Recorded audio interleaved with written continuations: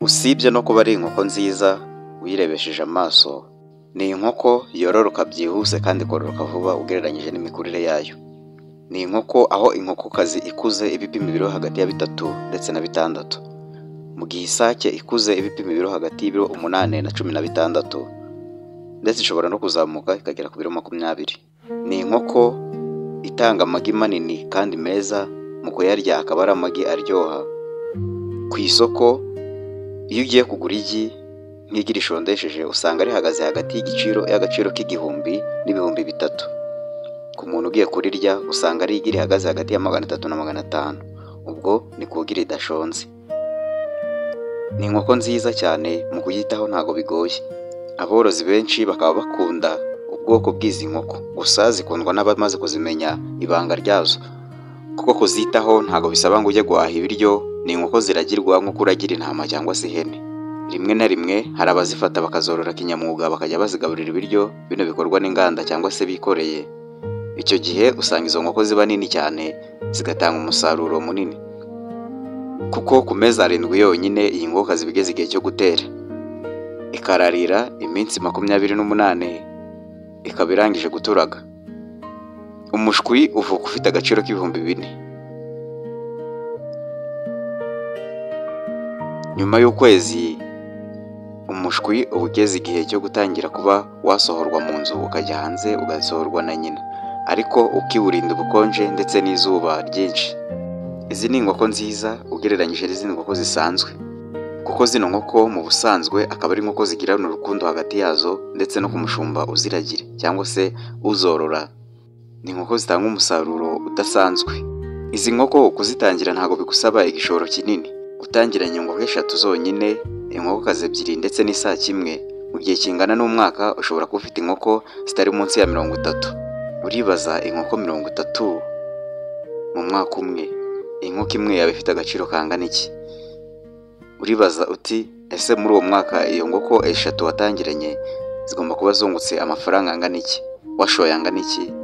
Nkuko nabikubwiye ushobora kuba wazoroye gakondo nta kindi kintu washoye, warashoye amafaranga yo kuzigura yonyine, ukazigaburira ibyatsi bisanzwe, ukanaziragira ku gasozi. Nyuma y'umwaka urabona inkoko 3 umubare ziba zifite. Iyi mishwi ni imishwi 22 yaturazwe n'inkokokazi 2 zonyine ndetse n'isake 1.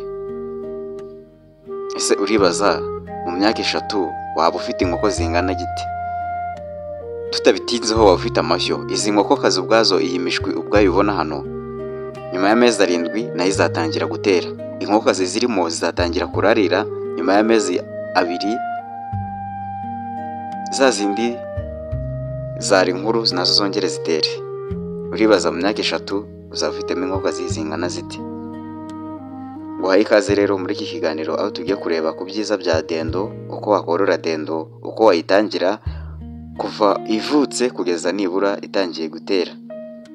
Nyuma yaho niba itangiye gutera uzajya ufata noneho ya mishwi yavutse nawe uyiteranyirize, uzareba amafaranga ushobora kuba wakunguka mu myaka 2, mbese mu myaka 5 urabona waba uhagaze ku kihe kigero cy'ubukungu ubukesha dendo. Muhaye ikaze rero muri iki kiganiro. Ku bihumbi 60 byonyine nawe ukinjira mu mubare ba rwiyemezamirimo cyangwa se ba businessman, ukorera inkoko zawe 3, inkokokazi 2 n'isake 1. Mu mezi 7 za nkokokazi zawe zigatangira gutera. Mu gutera zizafata hagati y'ukwezi n'ukwezi n'igice, ubundi zitangire kurarira. Inkokokazi zawe 2 niziba zateye buri yo zigatera amagi, kuko dendo itera hagati y'amagi 8 n'amagi 15, reka dufata 12. Buri nkoko nirarira amagi 12 mu gihe kingana n'ukwezi, kuko irarira iminsi 28, uzaba ufite buri nkoko ifite imishwi 12, nayo ubwayo iriho ikaba 13. Ubwo ni ukuvuga ngo uzaba ufite inkoko 26 mu gihe kingana n'amezi 9. Ku mezi 9 uramuka ufite izo 26, ni ukuvuga ngo nyuma y'amezi 3 izo nkokokazi zizongera zitangire gutera. Nyuma y'amezi 5 izaba zongeye guturaga indi mishwi. Reka iki tube tukiretse tugaruke kuri ya mishwi. Kuri ya mishwi noneho yavutse nyuma y'amezi 7 zizandangira gutera nazo. Nizitangira gutera ni ukuvuga ngo nyuma y'amezi 2 zizongera nazo ziturage. Yeba za nkokazi 20 n'ingahe havuyemo nibura inkokazi 10 n'amasake 10, reka tubare inkokazi 10. Izo nkokazi 10 nizitangira gutera nazo zikararira zigaturaga, buri yose igaturagama imishwi 10. Urumva inkokazi 10 yaba buri yose turaza imishwi 10 zizahita zigira imishwi 100. Ubwo ni igihe kitarenze imyaka 2.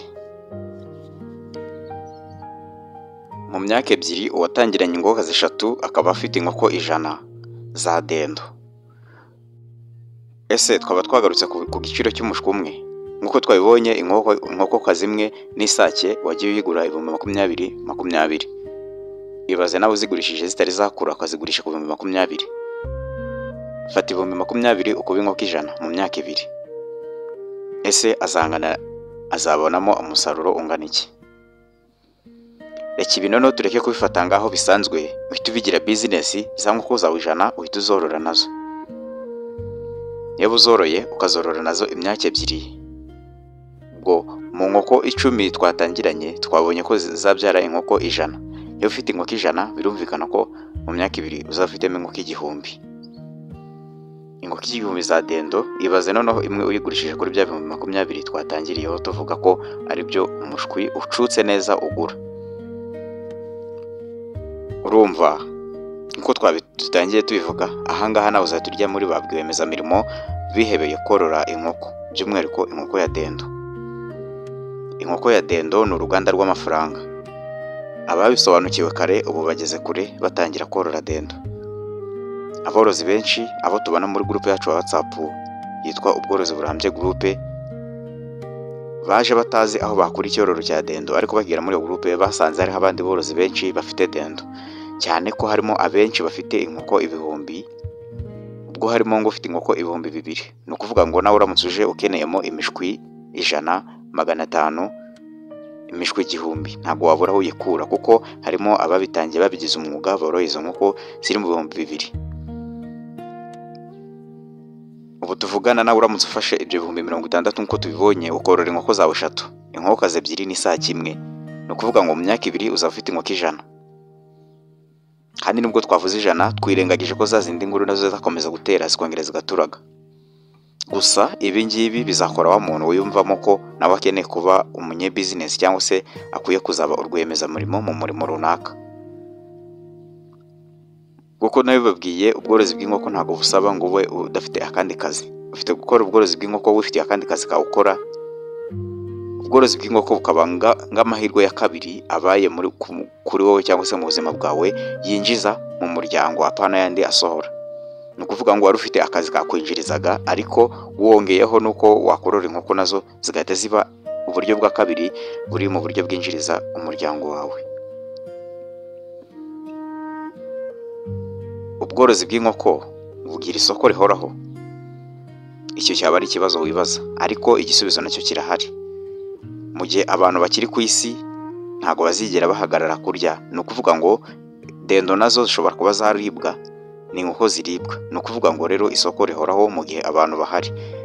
Uretse no kuba barya inyama n'amagi yazo araribwa. Amaresitora n'amahoteli manini akomeye yakira abakiriya bashyitsi n'abakiriya bakomeye, hari abifuza kuba bagaburirwa amagi ya dendo. No kuvuga ngo isoko rya dendo ntago rizigera ribura. Icyo ntago cyaba ari ikibazo wakakuye kuba wibaza ngo umuntu ugiye gutangira business orora dendo. Usibye no kuba ari inkoko nziza wirebesheje amaso, ni inkoko yororoka byihuse kandi kororoka vuba ugereranyije n'imikurire yayo. Ni inkoko ufite kuba wibaza, ese izi nkoko yo zarwaye zo ntago zifata n'ibyorezo nk'izindi? Aho reka nkumare impungenge. Inkoko ya dendo iyo yarwaye ivurishwa imiti isanzwe yoroheje, nkuko twabibonye ku nkoko zidasanzwe harimo nka saso, eza brown, broiler, harimo inkoko ziba zarakorewe mu nganda. Izi nkoko nizo zikunze guhura n'ibyorezo bidasanzwe. Wagera kuri dendo zo bitewe nuko zifite umwihariko wo kuba zirya ibyatsi, ugasanga muri ibyo byatsi zirya harimo imiti n'ingingo ishobora kuzirinda izo ndwara. Dendo iyo yarwaye uyivurisha ibyatsi ndetse na termusine, akaba ari ibintu bisanzwe. Reka ngumare impungenge ko niba ugiye gutangira buno bworozi bwa dendo, uce muri comment utubwire ati ngiye gutangira uzatwigishe ku kijyanye n'imiti cyangwa se indwara zikunze gufata dendo.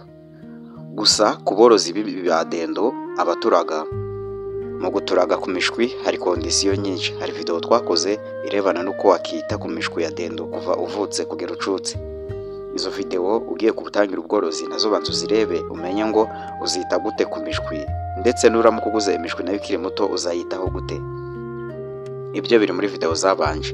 Wajya kuri channel ukareba video zose ziriho, ukareba iyo video nayo yagufasha. Reka tubashishikarize kuba mwatangira umwaka mushya tugiye gutangira, mutangirana n'imishinga mishyashya cyangwa se mwagura imishinga mwari mufite. Reka twihereze imigabo n'imigambi y'ibyo tuzageraho mu mwaka utaha tugiye gutangira. Tangira none wige ese umwaka utaha uzaba wakoze iki. Icyo nagushishikariza, tangira worore dendo, mu mwaka utaha uzambwira icyo uzakuramo. Iyo wakunze iyi video, sharinga mu nshuti zawe. Ntiwibagirwe gukora like, subscribe yaba ari bwo bwa mbere rugeze kuri urubuga, ntiwibagirwe gukora subscribe kugira ngo n'ibiganiro tuzadushyiraho ubutaha utazacikwa nabyo. Hari ikiganiro wifuza ko twagukorera, hari igitekerezo ufite, inama ushaka kutugisha cyangwa se kutugira, waca muri comment ukatubwira nta kibazo tukazagusubiza muri video itaha. Mugire ibihe byiza, mwari kumwe nanjye Hagenimana Fabien hano ku Isoko y'Ubworozi. Ntiwibagirwe kudufollowinga kuri TikTok naho twitwa Isoko y'Ubworozi. Wadusura naho ukajya ubona amasomo agiye atandukanye, na Facebook nayo ni Fabien Hagenimana. Mwadufollowinga ubundi mukajya mubona inama ndetse n'amasomo agiye atandukanye ku bworozi. Wowe umworozi nawe wifuza kujya mu bworozi, iyo miyoboro yose tubahaye wajya uyikoresha udusura ureba ese niki twabashyiriyeho, niki gishyashya twabahaye. Mugire ibihe byiza, ciao ciao, mugire umwaka mushya muhire, muzawurye nduzabarye.